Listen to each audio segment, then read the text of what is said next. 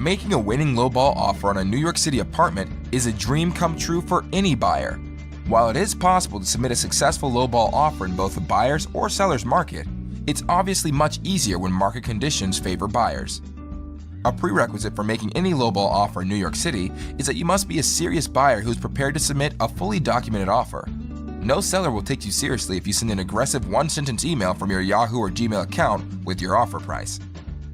The first step in making a successful lowball offer is to try and step into the shoes of the seller you're facing off against. Understanding a seller's motives and trigger points will help you structure a lowball offer which minimizes the chances of insulting the seller and prematurely ending a negotiation. Keep in mind that not all listing agents are willing to share information about their seller and the traction a listing is receiving. If you're trying to submit an offer on a newer listing, you'll have a much lower chance of receiving any valuable intel from the listing agent. Based on what you've learned about the seller, you can frame your offer and subsequent conversations with the listing agent around the strengths you bring to the table. For example, let's say you have strong financials, which will make for a smooth board approval process. In this case, you may want to compute and include your ultra-low debt-to-income ratio in the offer. You could even mention how many years of post-closing liquidity you have. If your offer is all cash and/or non-contingent, you'd want to continually emphasize this in all communications with the listing agent.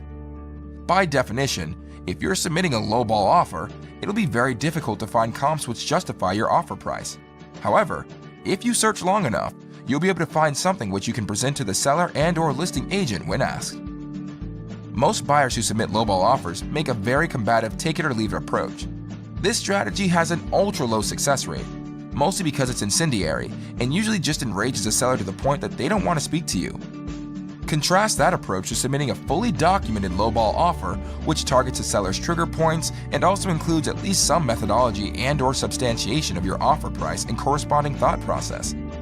The latter approach will significantly increase your chances of a negotiation where a seller may ultimately concede and give you a good deal. When should you make a lowball offer? Submitting a lowball offer has to make sense in the context of the overall market and the sale trajectory of a specific listing.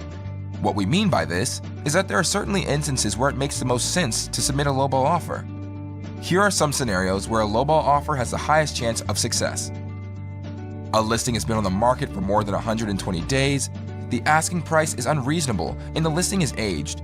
You're considering an expensive home above $2 million. You're looking at a co-op with a strict board. Looking to buy or sell a home in New York? Learn how you can save on commission and closing costs at www.hauseit.com.